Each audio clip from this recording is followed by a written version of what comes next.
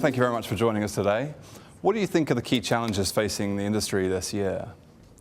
I think the key challenge on the indirect side is that we've been around procurement indirect for a while. We've already addressed some of the basics. A lot of companies have talked about the basics with category management, spend visibility and all of that. I think on certain parts we are now reaching kind of the, as was mentioned by one of my colleagues, the glass roof here now, and say we've had that contribution on savings, kind of what is the next level?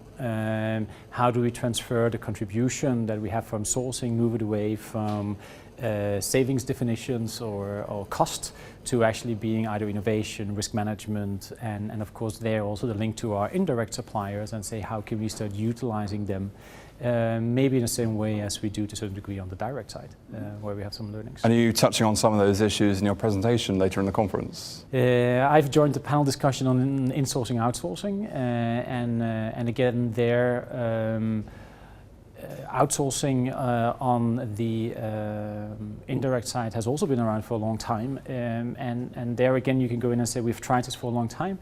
What is now?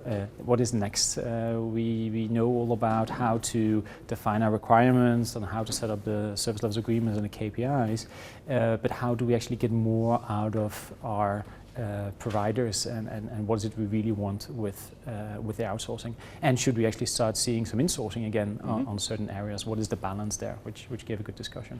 You've taken a couple of days out of your schedule to come down here this year. What is it that do you think attracts the procurement industry down to ProcureCon Indirect?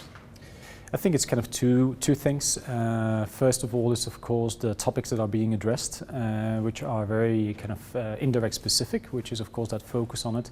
There's a good balance between presentation, case studies and actually kind of breakout sessions around the tables. And then of course there's also a good opportunity coming from a Danish company to actually network with European colleagues in a way and be inspired by what's being done in different industries and different size of companies as well. Ken, thank you very much. You're welcome.